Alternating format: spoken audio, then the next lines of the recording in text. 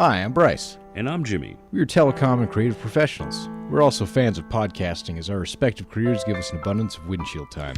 While there is a podcast for just about any obscure topic you can think of, there was no regular podcast pertaining to Montana politics. And that is why, with our combined powers, we are Montana Voices Podcast. We strive to be an independent voice for all issues pertaining to Montanans and Montana politics. We also strive to be very forthcoming with our personal biases as we attempt to see beyond them.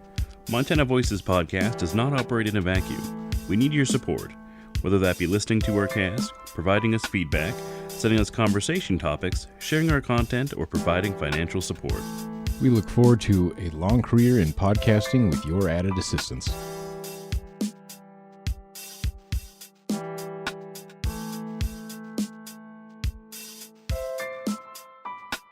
Montana Voices Podcast, episode 44? Is that what we're up to, Bryce? 44. I don't know. I can't count that high. Good number. And you can probably already hear that we have a guest with us, local Great Falls extraordinaire, Chris Fleming, who I met, well over a decade ago back when we both did end Has it really been that IT. long? Been quite a bit. It's been a while. Chris, it's an honor to have you here on episode 44. In memory of 44. The numbers Too bad it mean could have been nothing, 45. Really. No, you never know. Well,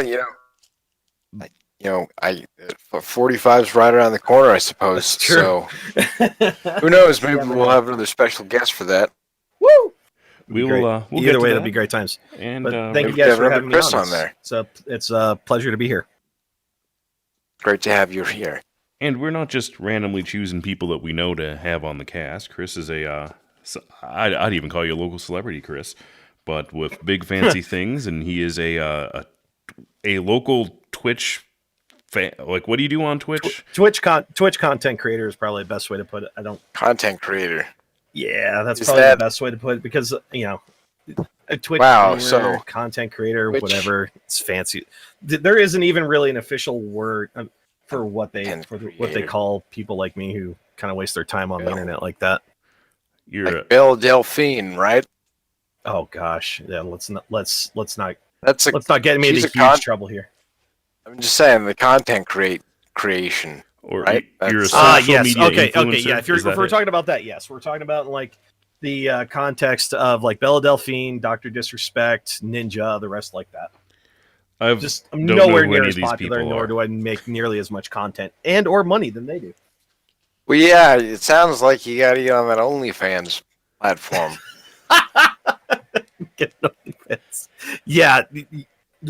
No, man, it's kind of funny because in the content creation space, at first, the bigger celebrities who were the first ones to kind of dabble into that OnlyFans stuff, they were routinely mocked for it, but they always tell you to diversify your income streams, and they're the ones laughing now all the way to the bank. Tell you what, they were mocked. A lot of them. I thought this was a lot of them feminism. Well, they were mocked because let's be real. A lot of them were female, and they were posting the adult flavor stuff locked behind OnlyFans access, and they were making a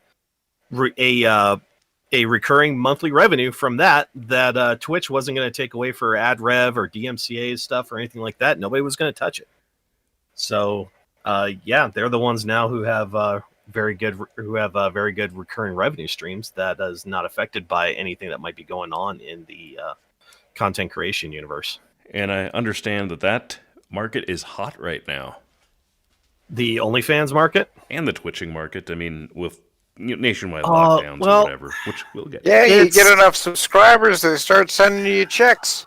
Well, yes, they do. Okay, so if you are in the Twitch sphere, if you were to sign up for to become a Twitch streamer today, you would not. There is no program by which you would be able to get access to any kind of monetization at all, unless people were to actually send them through like direct link donations through Streamlabs or other third-party servicers. But after a while, after you show that you can get a certain number of followers, you show you have a consistent schedule. Twitch will allow you to apply for the affiliate program, which if you're accepted, then people can subscribe to your channel for $5 a month, and then they also viewers also get the ability to send money directly through Twitch in the form of a currency they call bits, and you get a portion of those after Twitch takes their cut of that. Jim's into the bits, aren't you, Jim? Not those bits. This is actually the first I've heard of those bits. But those bits. Yeah, Twitch is owned by Amazon or an Amazon company now, though, right? Yes, Twitch is owned by the Bezos empire. Oh, well, I for one welcome our new digital overlords. I don't know. I still haven't gotten an Amazon Prime account. I usually just, maybe this is worse, but I usually just make sure my Amazon orders when I get them are, above that $25 mark, and then, I get free shipping on everything in there. And then I just got to make sure I got to go in and check the whenever free shipping thing. Yeah. It works out.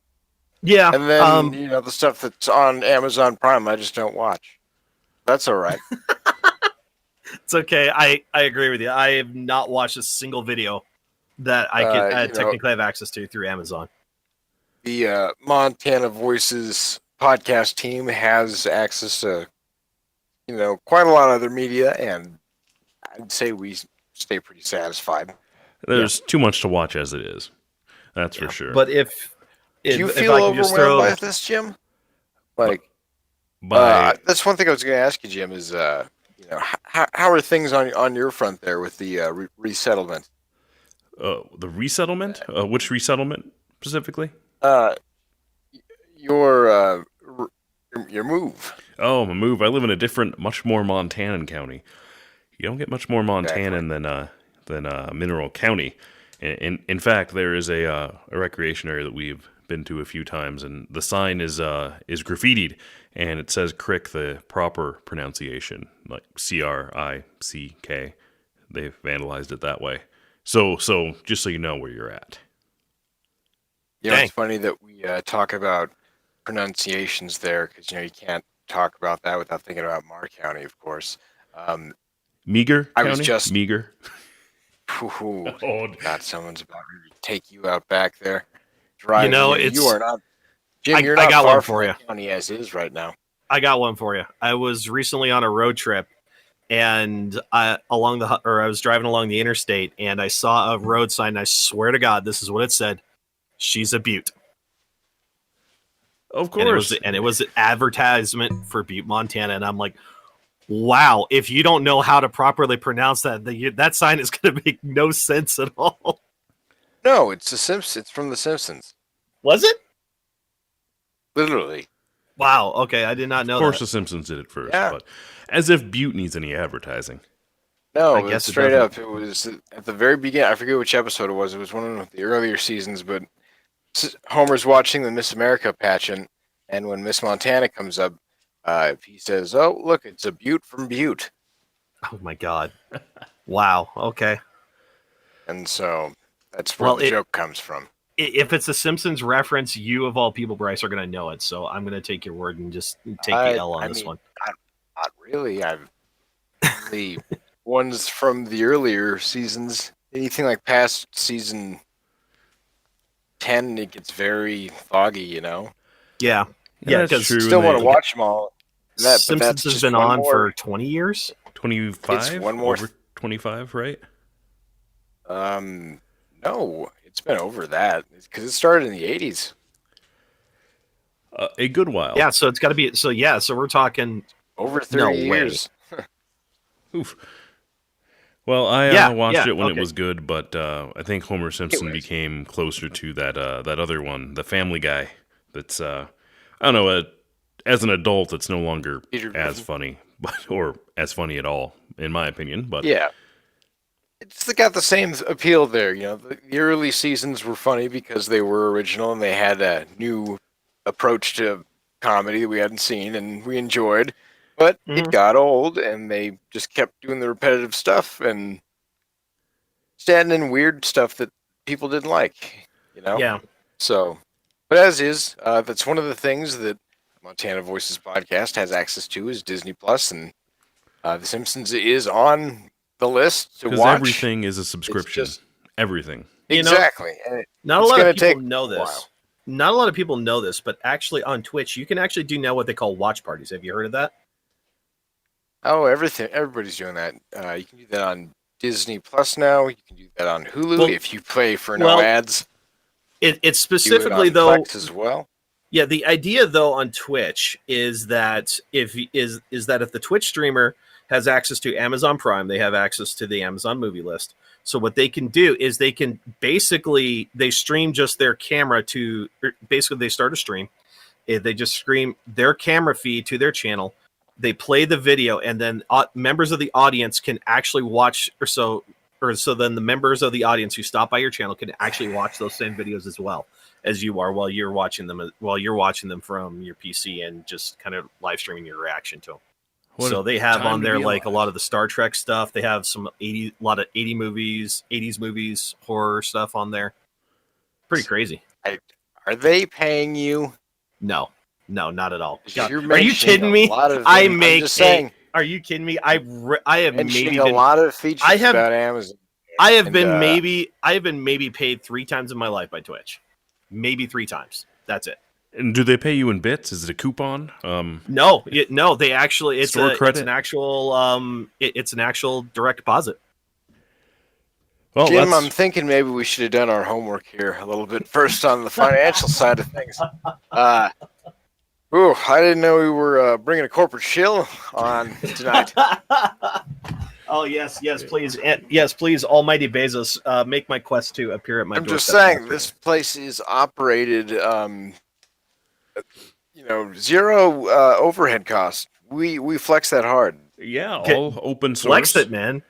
Flex it. Absolutely, be proud of it, man. Well, let's get back to Montana now that we've done their introductions here. I guess we'll start with the red tsunami, I'll call it, in Montana. Pretty much entirely down the board for everything is Republican candidates that got elected. And that includes Jeremy Trebus, who we had on the show back when he was that still in the primary season? So long ago. It was a while back there. Congratulations, Jeremy. I like to think that you coming on our show had something to do with you winning. He got that exposure. Yeah, I'd love to say that as well, but somebody else we had on the show did not get elected, much to our disappointment. Jasmine Taylor is not the House representative for her region at the moment, which is too bad. Great guest to have on. That was one of my favorites, I think. Yeah, no, we got a lot out of that one, I'd say. It was a very thought-provoking cast. I learned a lot just sitting there and talking to her there for that. What was it, an hour that one was? Oh, geez. We were recording for 2 hours or so, I think. But, yeah, red down the board pretty much. I think there's only and of course they're going to be in Missoula and Bozeman, respectively. There's only a handful of Democrats that got in. More on that in a second. But the Montana voter count, it's the official count, but not the certified count. Is that right, Chris? Yeah, that would be the correct term. Well, in Montana, there's no contestation on the subject, so we know how it's we know how it's going to go on the federal level. But part of the thing we do is education. So the federal election is over, but not technically over. Somebody needs to cross some T's or something. Yeah, so basically what has to happen at this point in time is that there's this intervening period between the general election, and I believe the term was called the fail-safe date. I believe is December 7th, right around that time frame. That is the time frame by which the individual states have to certify their elections and appoint their delegates for the Electoral College. Because I believe that they meet on December 14th, and then after that, that's when the Electoral College meets, and then they do their voting, and then in January, the House of Representatives reviews that vote and declares the winner of that the next president of the United States. Because it's hard to bring that up without getting accused of shilling for the right, which I don't think 2/3 of this cast would do at the moment. But we're just being factual and explaining the process. Right. I will have to Google it real quick, or maybe it's a task for one of you, because I believe electoral votes usually go for the winner of the popular vote in that state. But I do not believe Montana has a restriction on that. The states essentially decide how their electors are going to vote. So essentially the popular vote, let's just take Montana as an example. Montana overwhelmingly voted for Trump. So our state legislature is going to certify that tally, because again, right now it's not being contested. So it's not going to get tied up in litigation. So I believe that they are going to, I don't know the exact date, but probably here in the next couple of weeks. Wait a second. You mean to tell me that the Democratic Party of Montana isn't crying wolf here? They're welcome to do it. Absolutely. You see, that this is something that not a lot of people understand. And I'm sorry if I'm going to jump in a little bit here, but I've been watching a lot of lawyers talk on YouTube right now. In fact, I really ought to unplug and go back to watching gameplay videos. But basically the idea we're like right now, the period between certification and when the general election happened is kind of that area of time for any party or any political party or any individual party that wants to contest any portion of the election. They can do it. This is the time to do it. The idea is, or so that way there's time for it to work through the courts and still allow for certification. So I mean, if the Democrat Party of the state of Montana wants to, by all means, I mean, let them do it. That's perfectly within their right to do. I don't think anybody is making that cry in Montana at the moment. It sounds like at least Montanan Democrats are a bit better at accepting their loss than, say, national Republicans. I just like to think that Montana in general is a place that likes numbers. Okay. For instance, I was just in Oregon, as we were talking about before we hit the record button. How many Antifa did you see? How many? I need numbers. What? How many Antifa? Oh, Antifa. Didn't bring that up. Antifa sightings. Zilch. Gee, well, they all went in the white vans to Montana. They were either in the woods, training high up in them hills. Outside of Garnet Ghost Town, if you recall. It's very, lackluster, in Montana, you feel like you're going to die if you get stuck, but over there, it's like, that is... I'm going to be a little winded after I'm done climbing that one. Yeah. No, I mean, you guys make a point there about on the national side there. What I was getting at with numbers. Okay. There. Go ahead. Is, there's speed limits, Jim. 55. 55 in Oregon? Is it really? All 2 lanes. Any 2 lane there is 55. And the freeway is 65. Jeez. On the interstate. Wow. That's savage. In Montana, 2 lanes, 70. Interstate, 80. Suggested 70. I was going to say, man, I just feel like Montana likes putting up numbers. We like sticking to numbers. And so, yeah, I think overall you're going to have a group that's going to see a vote count come out there and say, yeah, this is, they won, Well, they won, whatever. Let's back up to our electors here. Montana electors, or the Electoral College in Montana, our folks, 4 of them, right? We have 4 electoral votes. Yep, 4 of them. No, is it 3? It's 3 or... Did we lose one? No. I always thought we had. Hold on. Montana electoral votes. 3. Wow. 3. I thought we had 4. In 2016, we had 4. All that preaching I just did about Montanans loving numbers, and you guys go and fuck it up. Sorry, man. I'm going to try not to disappoint. So, in Montana, those electors follow the popular vote typically, but there is, despite recent calls for that to change at state and national levels, they don't necessarily have to. There's something called a no-faith elector. Say if they, reading through the Constitution, I believe the idea was to prevent tyranny. If there was ever a candidate who was going to be a king, that the Electoral College would be smarter than the general voter and be able to not vote as they did. I say stopgap. Yeah, Well, of a I don't last think that's stop. the case here. That's why we're a republic, not a democratic republic, not necessarily a democracy. We're not a democracy. We're a constitutional republic. Tossing those terms around. Either way, these, I have been told quite a bit before this election had happened that, this electoral college thing, if we get rid of the system, we lose our voices here. Those three people are our voices, Jim. They count as your voice and my voice. I'm not sure. And now I was that looking the it up. voices as a collective, 292 or 290 of those voices, from what I'm seeing here, have listed for Joe Biden, and 232 of those voices are listed for Donald Trump. Then Joe Jorgensen got 0? Howie, Was it 0? Howie Hawkins. Who's Howie Hawkins? What?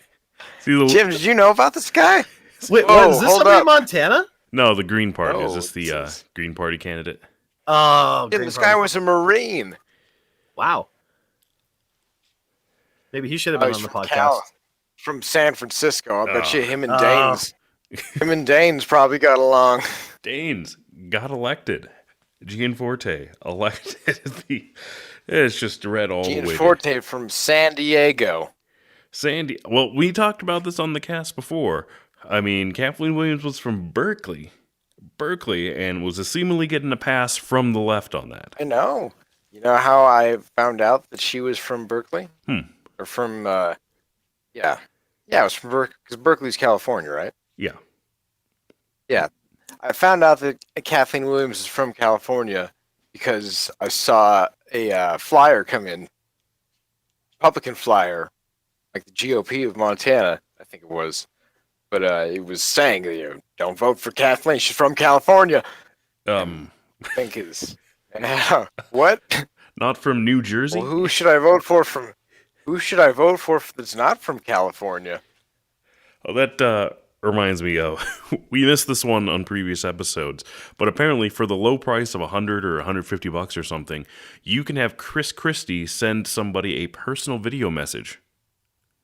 Oh, is he on that? Speaking of content creation, Is he on Fiverr or something? no, that it's that Gilbert Godfrey's will sing you a happy birthday for $80 or something. Oh, really? Yeah, I forget what the Dang. Cameo. I think it's named. Dude. Cameo. Well, apparently the Democrats or somebody working with the Democrats probably paid them to send a personal message to Gianforte saying, well, you might have left New Jersey, but New Jersey never leaves you. Come on home, Greg.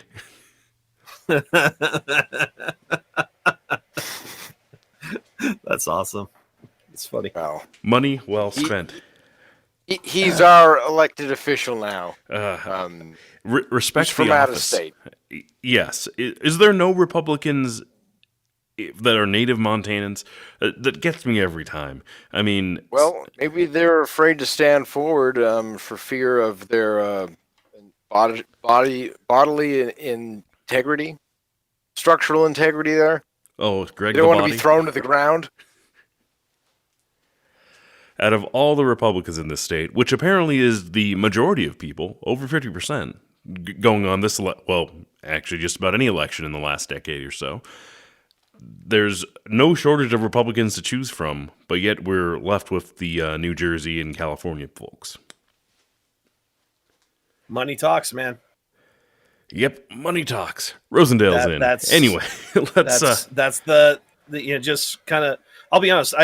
I'm speaking to somebody here who honestly just stayed out of a lot of what was going on here the last couple of months. I mean, anytime I got any kind of a flyer outside of my ballot and the Montana voter guide, it just went right in the trash. I paid attention to none of it, but my daughter, we tried to block as many of the ads on YouTube and everything that we could, right? Because it was just like every ad break on YouTube and any other streaming service out there was political advertisement there. I'd go wander into a doctor's office, they play radio, and it's just political advertisements one way or another. There was just so much noise in there that honestly, I just shut all of it off. I didn't care. Almost as if it was important for you to vote. Maybe. educated mindset. Well, maybe, but to be blunt, all these advertisements, in my opinion, are primarily spin. And from my perspective, and again, maybe it's an ill-informed perspective, but as somebody who's just trying to work and feed his family with my day job, and find some time when I can for content creation at night, a lot of it there, I mean, am I really going to get informed? Am I really going to get unvarnished truth from a political advertisement, or am I going to find it better by doing searches on my own? That's my point. By like doing your own research. Yeah, by doing my own research. Well, no, I think you should definitely be listening to sources on the left and the right, because I agree. They're going to tell you things Like Montana Voices agree. podcast, where me and Bryce will surely disagree a lot of the time. Yeah, I'm sure I'm going to disagree with both of you guys on some things here as well. But but like I said, I mean, you could yell at me for quote unquote not being an informed voter, for not listening to political advertisements. Fine, I'm guilty of that. I know I'm not the only one, so I'm sure I won't be lonely in my cell when I'm eventually brought up on charges of not paying attention to the election. But I think they're gonna arrest you for. I'm speaking in jest here. Aren't they coming for your guns next? Well, I don't know. It's gonna be interesting. Have you seen Joe Biden's gun plan? I don't know. Does it include banning more stocks? Not the stocks. Online gun sales are out. So he says. Of course, nothing is being done at this point because he needs to get in the office next month to do anything. So yeah, I both sides make a lot of promises. I want to see what they're actually going to get done, or what they're actually going to go for, and what their actions. Trump promised a lot. You promised a lot to the right. Promises kept. Did we not remember in 2016 lock her up? That never happened. A lot of things never happened. Are we saying it as if? I'm just saying the mindset we have here is that Trump has lost the election. Correct. You're right. That assumes that Trump's long shots don't work, and Joe Biden is eventually sworn in as our 46th president. But I've always felt, and from what I've seen lately, I just feel like the election of Joe Biden is a return to the DC establishment, and the DC establishment is just content to, or has their own little agenda that primarily doesn't have a lot to do with those of us out here. It's about making money overseas. That's my opinion. That Latin for deep state. Deep state. Speaking of deep state, sure. Under the pressure of certain family and such, military industrial complex. 44. Yeah, it's a real thing. We'll call this not available on Spotify, or did we already have an episode like that, Bryce? Not available on Spotify. I don't know. They had Alex Jones on Mr. Rogan's podcast. That's exactly on Spotify. what I was getting to, because under immense pressure from several people told me, it'll open up your eyes. They fact-checked him in real time. You need to listen to this thing. I actually installed Spotify, listened to this 3.5 hours. Only the first 2 hours are good. Alex Jones is drinking the whole time. Why did you do that? When? Jim. No, you don't need it on Spotify. He's still on YouTube. Yeah, he was on YouTube. And not only that, just this last week, Alex Jones was on the Timcast IRL podcast as well too. A lot of the same stuff happened there too. Getting more exposure. No, the Google Podcast app as well, Jim. He's still on there. I'm not sure when he's going to get. He is supposed to be done with YouTube by the end of the year. As I recall, his Joe Rogan's contract, because this actually Joe Rogan's deal with Spotify made a lot of waves in the online creation verse. You might not think that it would, because it's YouTube and Twitch, but there are a lot of podcasts that are posted to YouTube and Twitch, and so everybody sees. Well, of course you don't follow them or whatever, but yeah, no, Rogan. It was a very big deal because. Rogan basically made the bag, as we say. He got his bag. He's gone over to Spotify, and even if it would shut him down, he's probably still going to have enough money to retire and just live in Texas no matter what he wants left to do. California. So did Ben Shapiro. Yeah. Did you hear about Ben Shapiro? Yes, I did. Yes. Yes, I did hear about Ben Shapiro leaving California too. They're all going to Texas. And I've been to both states. I mean, as far as things that are interesting, I don't know. I think California's nicer. Granted, I've never paid Californian taxes, but that's... I've only been to Texas to once with you, Jim, and yeah, I think I had enough adventure there for another couple of years. Oh, disgusting! The Texas trip. Oh my goodness. I am never going to forget that trip. We don't have to talk about it today, but man, that trip, that was fun. Yeah, wild time. 6.25% tax rate though. That's a good number, and living in Mineral County, my taxes are about half of what they would be in Missoula County. So, it's going to taxation. I'm just saying, when you go to buy things from the store, Jim, this is me buying sales tax. This is me getting potato lays. Okay, yep. Well, you can't get them there because they don't sell them in Texas. But if I was getting the equivalent potato lays there, I'd be getting taxed like this. Oh man! So God forbid that our red new overlords here in Montana. They're just trying to sling some mud and fear. But none of the candidates. I mean, who was it? Was it Rosendale or Gianforte that maybe suggested a sales tax? Not a sales Everyone tax. Flipped out. Like it sounded pretty tourism taxy. tax. A tourism tax. Yeah, and everyone said, "Whoa, that's pretty close to just a taxi tax." Yeah, exactly. So that idea won't float, but they're still trying to villainize him the right by tread on us. It sounds like a little bit. I guess we will get it all from property taxes. We've been taxed enough already. Yeah, taxed enough already. Was that T? Oh, the T. Never mind. All right. Well, we're back in Montana. So, moving on to, I guess since I'm with two native Great Fallsians, we might as well get into some Great Falls news. You're getting a swimming pool. Is it about Great Falls cronyism? Yes. We're getting there. Hit me. Let's go. All right. We have followed. Change is coming. Oh my. I love me some change. Got me some change. We ought to have missed the change candidate, I don't know, on the cast, but it's going to be difficult to do with how much shit talking we've done on him so far. So, what are you talking about? Well, we had an episode where we talked about the E-City beat, not to be confused with that other one that actually does news. This isn't written by ECB staff, though. This is just it's at least the Great Falls cronyism. This is by somebody else. Phil Facienda, the owner of ECB, the partial employer of our Great Falls City candidate, the city commissioner RT.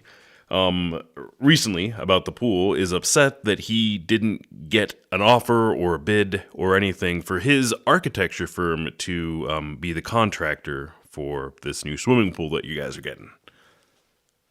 Well, let's be specific here because details are specific. It's not just a swimming pool; it's a rec center. I just call it the swimming pool. It's a whole rec center. Yeah. Apparently, they're gonna build it on not crappy soil now. Very important. So I guess there was at the old natatorium, which is falling apart because the soil's unstable. There was a pool there before that fell apart because the soil was unstable. Yep. So, that's Monty Python. The first castle sank into the swamp, and then the second. so we got back together. We built another one right on top of it, and then it sank too. But the third one, by golly, the third one stood. Sorry. I know. So So he wrote an article about the foot in the door, which doesn't make sense even in the context of the article. But I've got to use the term "good old boys club" too many times. So he was upset that he wasn't the chosen architect for this job, which is weird to use your own publication, or not really weird. We had an episode back where we, darn near accused them of electioneering for Rick Tryon, which I honestly believe they were, and still are. So Phil Facienda's an architect? Yes, he's an architect. Oh. It's been a while. We Didn't know covered that. this, Bryce. I didn't realize he was an architect. Like, what buildings did he make? To do anything in Great Falls, you need the city planner to sign off on. And this includes residential construction, and although everybody does it without it, you need to have your plans approved by the city and the city board, and an architect needs to sign off on it as well. Speaking of cronyism, that sounds like cronyism to enforce your own things. And we did discuss it a while back, how the Dairy Queen over in Fox Farm wanted to put up basically a gated structure to obscure the view to their dumpsters from the drive-thru. Right now, when you drive through there, you get a clear view of their dumpsters. Not appealing. But the city planner wouldn't sign off on it for whatever reason, because there was concern about how the LED lights were going to affect the street. What? This was years ago, and Okay. I'm speaking all from memory. This is not, but still today, you can see the Dairy Queen dumpsters. I think maybe there was more concern about it just being an enclosed area, more so than the LED lights, maybe. I don't know. Seems like Lola got her way through on that, though. And Eventually, that Hauk I'm sure she'll figure it out. They will, and yeah. Sell a couple more blizzards. So that is Great Falls, and it only commercial and industrial things get this sort of scrutiny. Technically, for residential stuff, you have to go through the same process. So if you want to renovate your house at all, including internal structures, you have to go through this process, but that's generally not enforced. Yep, there are elements of my family have had to deal with the city on that kind of stuff. Those are interesting times. So that's why we have a bunch of architects around who apparently have lots of free time to make pseudo-news opinion organizations. Yeah. Anywho, I was in talks with Mr. Rick Tryon some time ago about being on, but it seemed like a lot of effort. I'd have to go to Great Falls, and I'm generally against that. Whenever I have come on the now, choice. man. Come on, man. You could always come by and see us again here. Come on. I would love to see you guys. Great people. Not such a great town. And part of it is this good old boys club, of which Mr. Phil and Mr. Rick are definitely spearheading and are a part of. I haven't really seen anybody lately, though, so I think you're fine not coming. It's gonna be potentially an upspike in diseases and such as well. You should stick to the house for now. We can do video calls and such. We can, connect via packet, and we'll be all right. Nice segue, Bryce, because that is next on the list here, talking about Bullock and lockdowns and how he appears to not care anymore. At all. I'm just going to say it seems really weird. Well, I don't understand. Weird. He's out the door. He doesn't give a shit. He's got no one to impress. even before the election, though, you got counties like Cascade, which we're seeing which we're starting to see a severe uptick in confirmed COVID infections as the winter was coming on, and a decline in revenue. Oh, we are close to 1,600 new cases daily now. We're getting new all-time records in Montana. Bank, bro. Bank? We're making what? That's why we reopened. To make we went back to work. We gotta make money. We weren't making any money. Well, we were, and it doesn't make sense. You shut down all your businesses. Nobody's paying taxes. Exactly. That's why they reopened. No, we'll just get a bigger Walmart out of this. You need a third Walmart over there. And then next thing you know, the Walmart's going to shut down, and then the United Nations shows up. God, actually, no, it was funny because I think it was the Walmart on 10th that actually got in trouble for not enforcing mask mandates. If I remember right, I think I remember seeing an article about that. No, it was the deli out in Vaughan. No, the deli in Vaughan was one of them. The Walmart was also another one that was cited by the health department. You can get incited by the health department. They've shut down two or three? 2 or 3 bars here in Missoula for the same thing. Yeah. And they're all owned by the Also, same guy. Schools are shut down until like after Thanksgiving. Yeah, until at least the 30th. I've actually done a little bit of talking around about that there, and the word on the street is that there's not that the schools didn't want to close. It's that they don't have enough substitutes to cover right now. With Too many a lot died. of no. The thing, okay, yes, people do die from COVID, but the thing is that how do I put this? The death rate really isn't going up per se. The problem is that people who get COVID, and this is where I disagree with a lot of people on the right side of the aisle of things. There, I think there's truth kind of in the middle of this whole COVID thing. It is absolutely a real disease. I've seen it. There are people that I know that have gone through it. And for the vast majority of people who get exposed to it, nothing's ever going to happen to them. But that's not everybody. And the thing that I've always just kind of kept in mind in the beginning is that if you are one of those unfortunate people that's going to develop symptoms, you're going to be on your ass for a while. You're going to be hurting. Well, not just symptoms. Just so we're pretty clear here, as someone who's very near family just died this week from the virus of an otherwise healthy I'm so person. Sorry, man. And people that I went to college with that natives are very Browning was getting the worst of it for a long time. I think they've reopened recently, although that means nothing because they didn't enforce it, as we discussed on a different cast. And don't get me wrong. I'm not saying that these things don't happen. We're talking about a 35-year-old teacher that runs marathons dead that I went to school with. Yeah, and it is, and I'm not a grim lottery. I'm not advocating either way. The point that I'm getting at is that the people who are symptomatic of this, they tend to have the symptoms for a super long time. If you're going to get over it, it takes a while to get over it, and that's really the source of a lot of the hospital capacity issues right now. It takes a while for people who require that level of hospitalization to be at the point where they don't need it anymore. Not to mention the linger.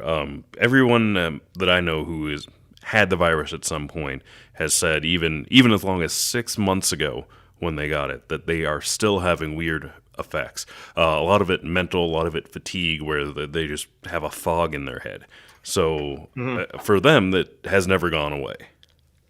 Right. Anywho, I understand and I believe our hospitals are sending grandmas on their way. Sorry, go die at home. I read that in an article in some publication. I heard on a somebody said that to me, and I about put my phone through a pillar. Whoever those two dudes are on conservative radio in the morning, the two, they go back and forth, kind of like we do, but they're just really chitty chatty. Anyways, they brought up the death rate, and they talked about, I think the death rate at the time was like 15%, and they asked if they were okay with that, and they said, you know what, I'm all right with that. I'm okay with 15% death rate. Never mind the overall number. The last that I heard that, because, okay, so like a few months ago.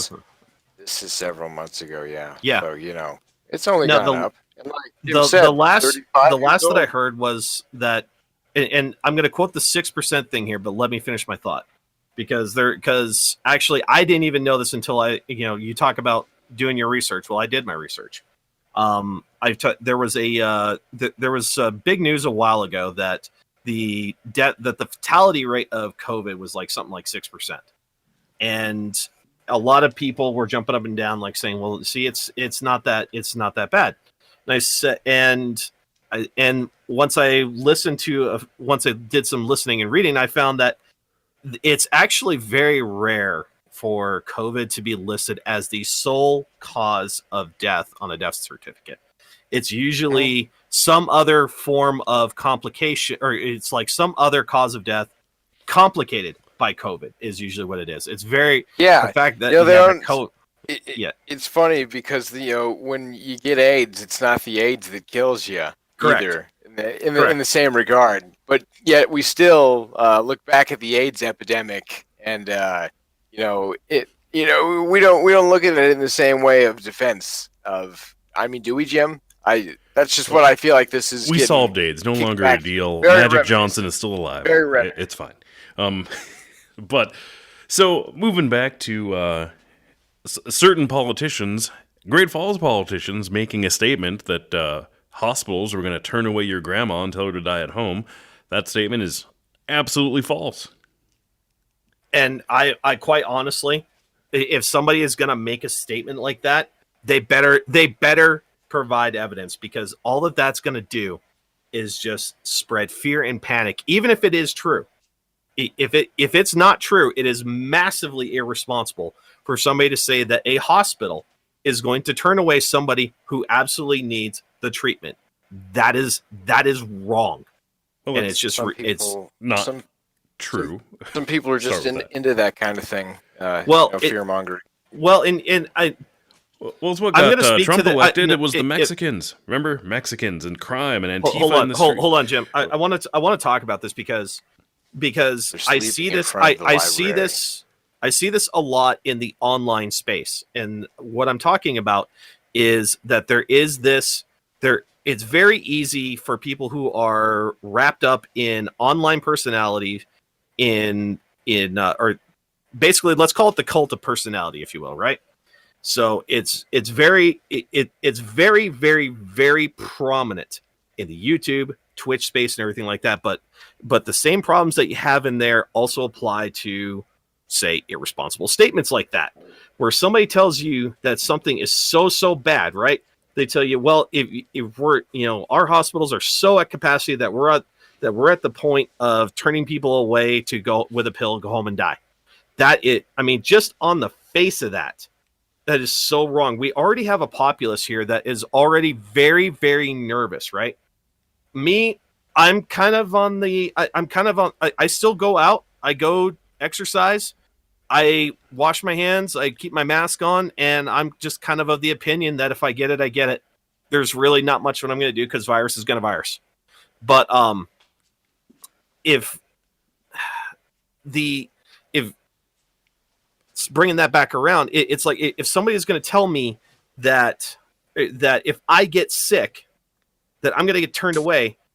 That could, you got people like right now who are so used to being able to go out and not wear a mask and be told it's okay to go to your family for the holidays and everything like that. And now all of a sudden, this person that we're supposed to kind of trust and not, at least on the surface, to give them a little bit of credibility to say, hey, this is one of our leaders. They're not going to lie, quote unquote. They're not going to lie to us, right? Biggest joke in the world, right?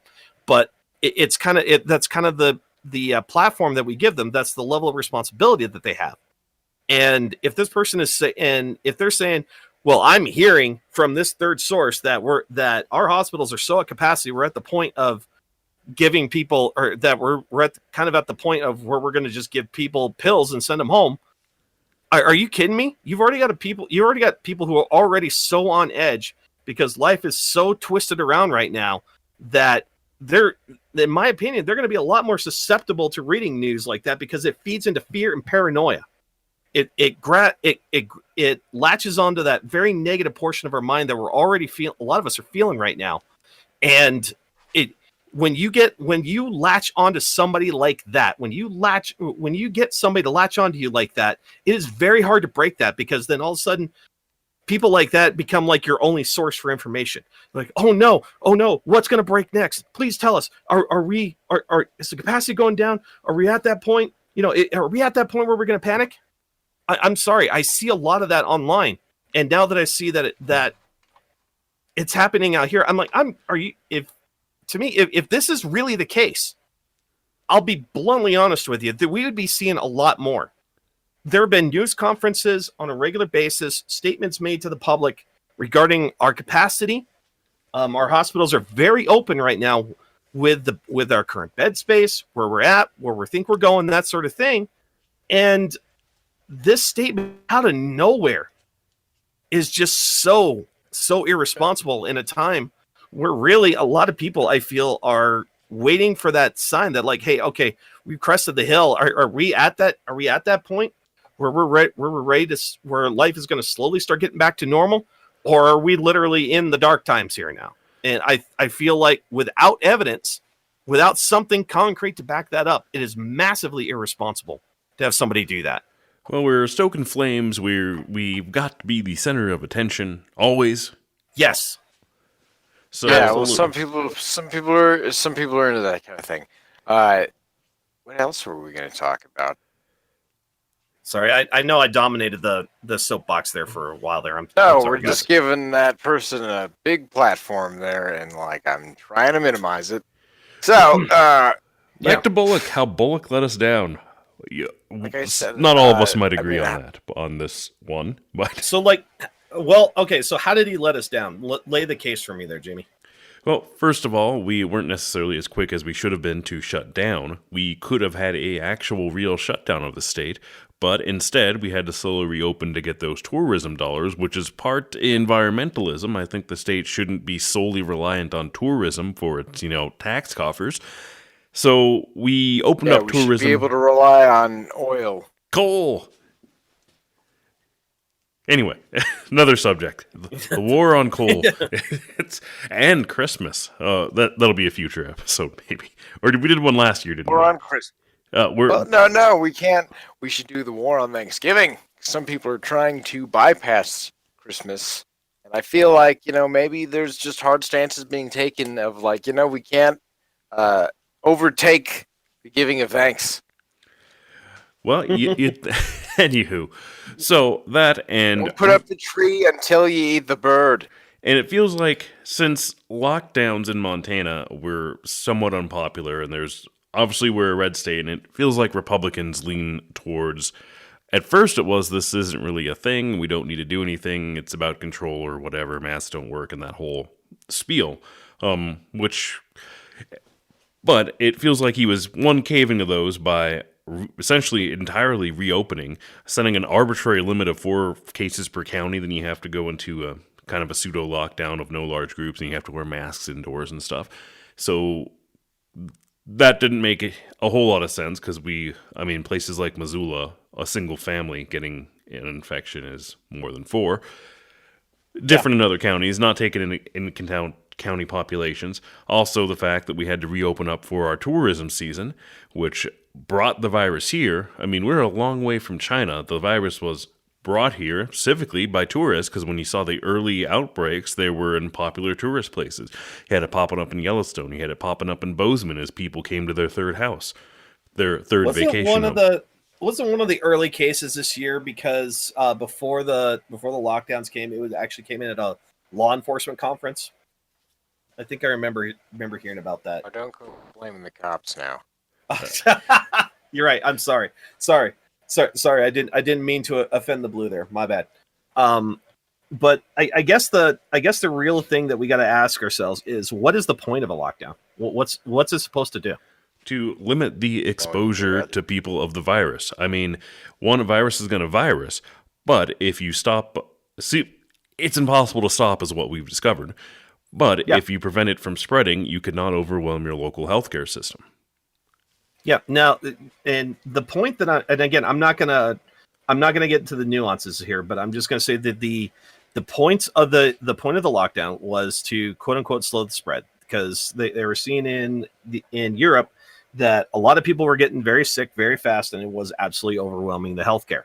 That's absolutely true. Well, it's it's a slope. Once you get to the point of high capacity healthcare, then your healthcare professionals start getting sick, thus reducing the capacity of your healthcare system. Correct. And that story has been playing out here in the county as well. But not to the point of sending grandma home to die. Right. It's not the thing. I really wish when it comes to the lockdowns, the whole idea is, like you said, it's to slow the impact that infections have on the ability of our healthcare system Right. to properly care for those that are sick. It's been to flatten the Now- curve. The numbers, I think, the total numbers are going to end up similar once we come out of all this, regardless. But it's to make it so you don't have exponential numbers of people that can no longer get treatment because your healthcare system is overwhelmed, which is things that have happened in other places. Right.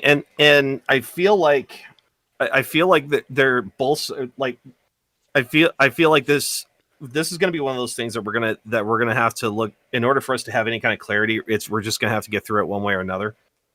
Because you got, like you mentioned before, you have a lot on one side who are saying that, quote unquote, masks are control, masks are this, virus ain't real. And then, you had me where I said, viruses just get around.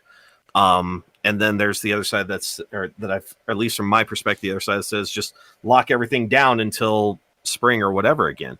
And I feel like I really feel like this feeds into that whole paranoia thing, right? Now, I really don't think we're at that point where we can say that Bullock, quote unquote, let us down, because we're not seeing the information that Bullock is seeing.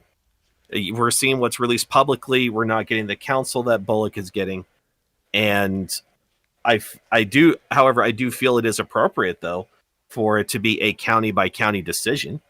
Well, he left that up to the counties, and you might recall that is what Trump, our current president, for only one more month, and I'm getting off the subject here, but he did that same thing where he left it up to the states to figure out. And I think that's a wise idea.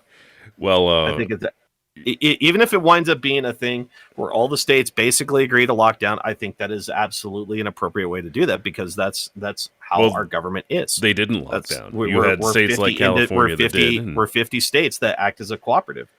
I don't feel like because again, in the beginning,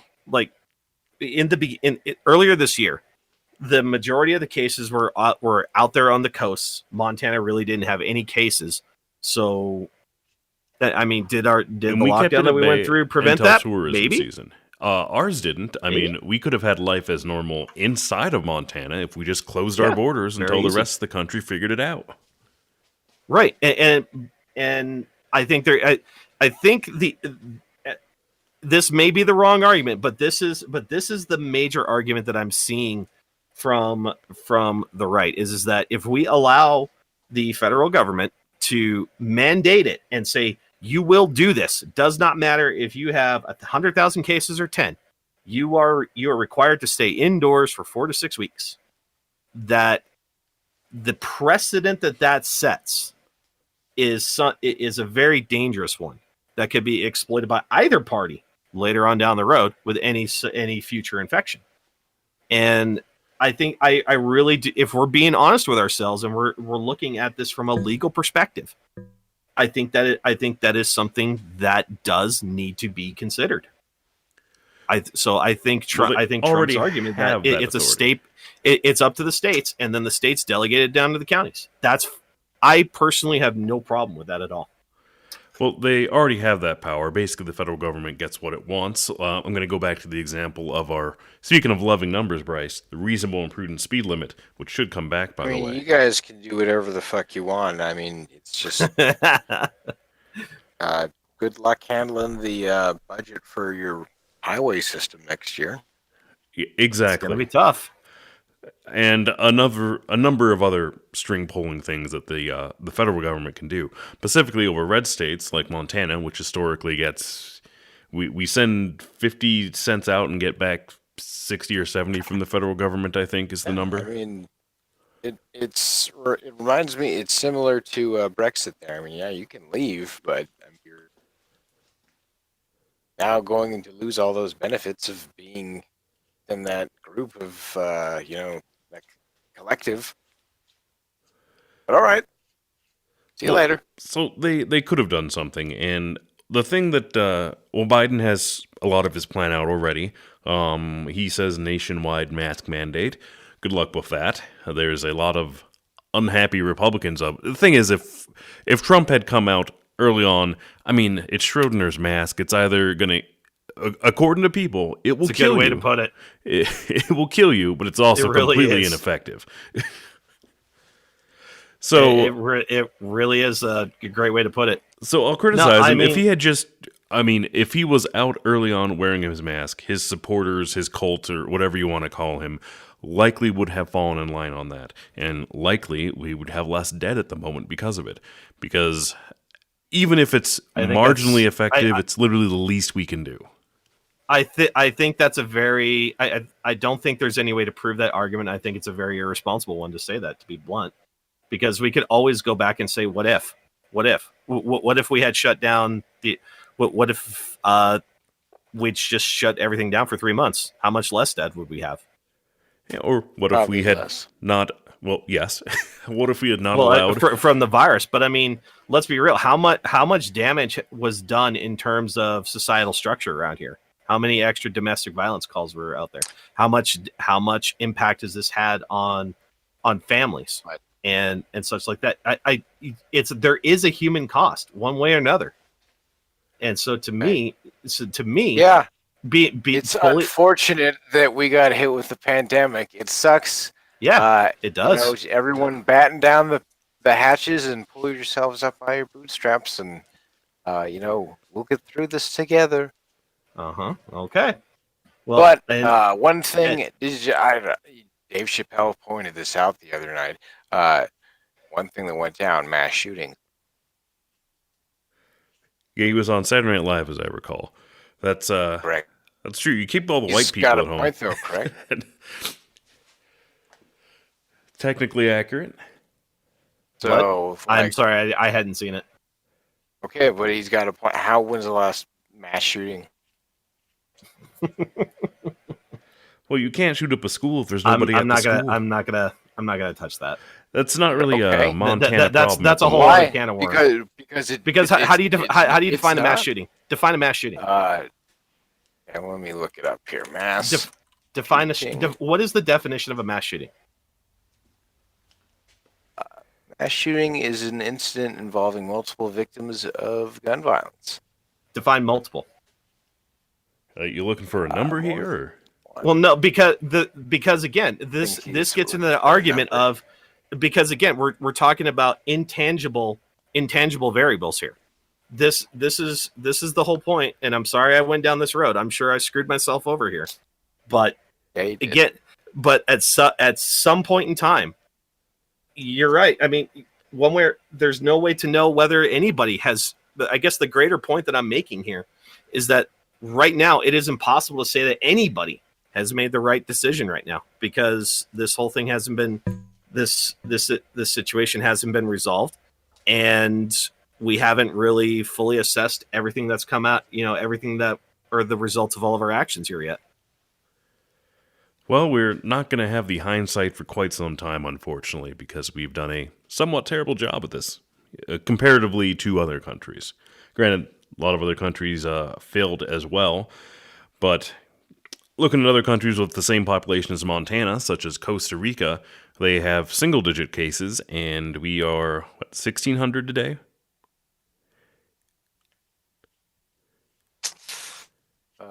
I can't speak to that.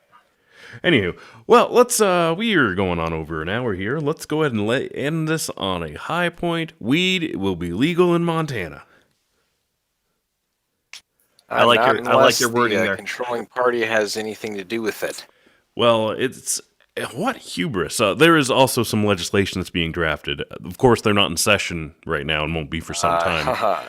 But they are looking to tread upon others. I can't remember the name off the top of my head, but a House district from Kalispell, that region, is putting legislation on the table to undo what Montana voters have voted for.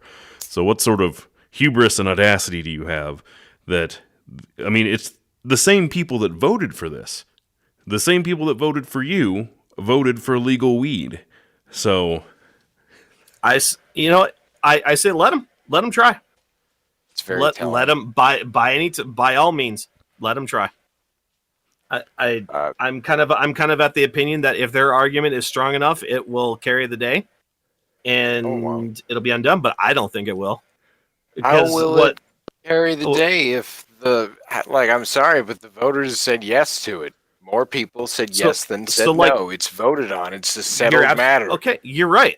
I'm on your side on this one, but what I'm saying though is we don't even know what their argument is. So like Jimmy, you brought this. So what are they trying? Do we have any idea what? I'm guessing they're trying to do this through some sort of legislative referendum. Yes. Okay, so it would be another issue that would be voted on again. Not in the general election, but it'll be voted on by our legislators and our now predominantly Republican legislators. Well, we'll see. So, that would be. I would have to brush up on how that would work because you do that. Because it is sure I will. Sure. Thanks, Bryce. Going back to the process, very quick, Montana has what's called a citizens legislator. Basically, nobody in our legislature, for either your Senate or House representatives, are full-time legislators. They're not full-time government employees. They meet once every 2 years for a 90-day session. And when our 90-day session, not this year, but next year comes up, since they are not legislators, there is a reason why in most other parts of the country, the majority of your legislators are from the legal profession. They're lawyers or paralegals because to get anything done, you have to have the legal expertise to write a legal bill. In Montana, that is different. A legislator basically approaches I forget the title, but there's a specific group of people that actually write all the legislation, and they're paralegals, and some of them are lawyers. So you say, I want a bill that accomplishes this. You don't have to say why you want to accomplish it. You say, it needs to say that I want to ban weed in Montana. And then the writers draft up a bill, which then becomes a draft bill, which then has to go to a committee. So it has to go, this one, Health and Human Affairs or something, one of those committees, would then either table the bill or would vote, we want this to go to the general floor, in which case it would be voted on by all the legislators. And it's the same process as in the state. For a bill to become law, it goes through the Senate and the House. So there is no chance of this passing, I would hope. And I think we're coming from the same point on this, because none of us are the weed people. So I just don't believe that it's my right to tell anybody what they can and can't do with their own body. Even if I believe heroin would be bad, it's not. I'll be honest. I want to go back on this point. I don't understand the hostility here, Bryce. Because are you saying that these guys? Are you saying that they're not that they shouldn't be allowed to? If they say they want to try and pass this, they shouldn't be allowed to. The Republicans. Yeah, are you saying they shouldn't be allowed to? Because I mean, it sounds to me like you don't want them. If it affects what the voters are voting on already, then yeah, I think that there's a big raise for concern there. If it's going to affect what has been voted on by the people already. I'm with you. If they voted on this, and again, don't take me wrong. I'm not saying.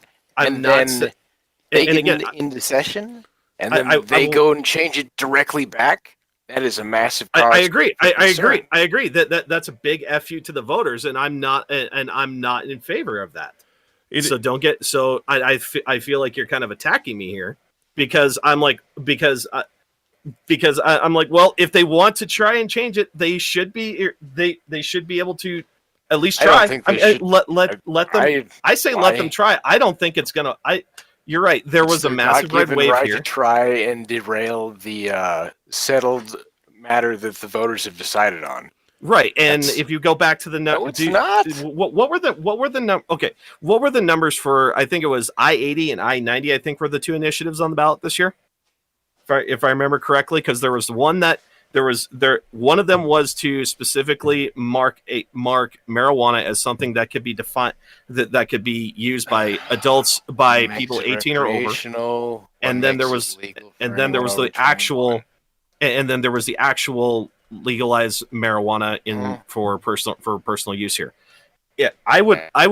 They may be drafting this bill, but if they were just to look at those numbers, I would certainly hope that those legislators would say, look, a lot of these people who put us in power also voted for this, and they're up in 2 years?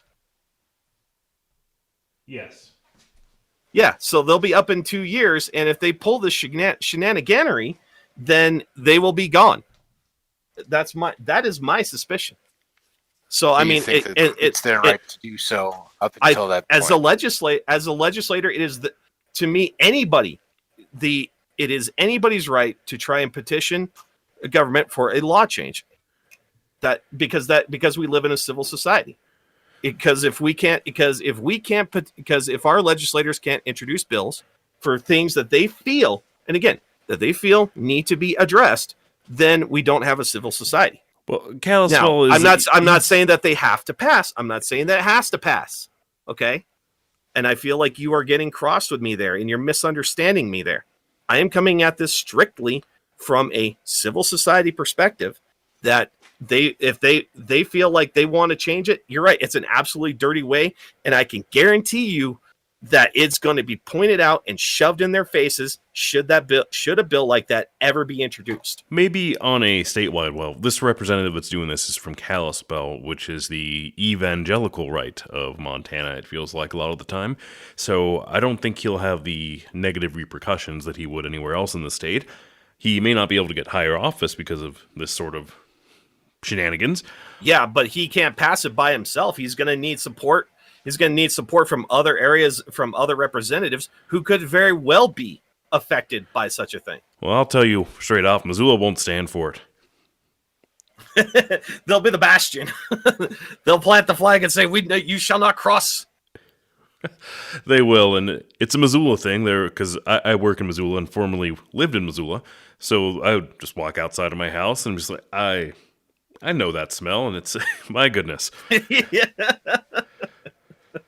Anywho, well, like I said, please don't get me cross here. Don't misunderstand what I'm trying to say. I'm not saying I support it. I really don't, because it was voted on by the people of Montana. It's a God-given right to just stalemate everything, no matter what. Deadlock in Congress is not a bug; it's a feature. Exactly. You want it to work slowly so the ideas can be fully thought out, theoretically. Jeez, I feel like we're a few steps away from talking about term limits here. Not on this one. Not on this one. You guys only go for about an hour or so. Well, we are over that, and so I think this is a good high point to put this one in the books. You're probably checking into this right now. You're listening on our website. It's going to be MontanaVoicesPodcast.com. We're going to keep it up as long as we possibly can. It should stay up forever, I'm feeling. Even if Montana goes down, she'll stay up. Email address if you want to be on the cast, if you want to get at us for any reason, it's going to be MontanaVoices@gmail.com. Our Twitter page is @Montana_voices. Facebook page is @Montana Voices Podcast. You can find all of our previous casts on YouTube by searching for Montana Voices Podcast.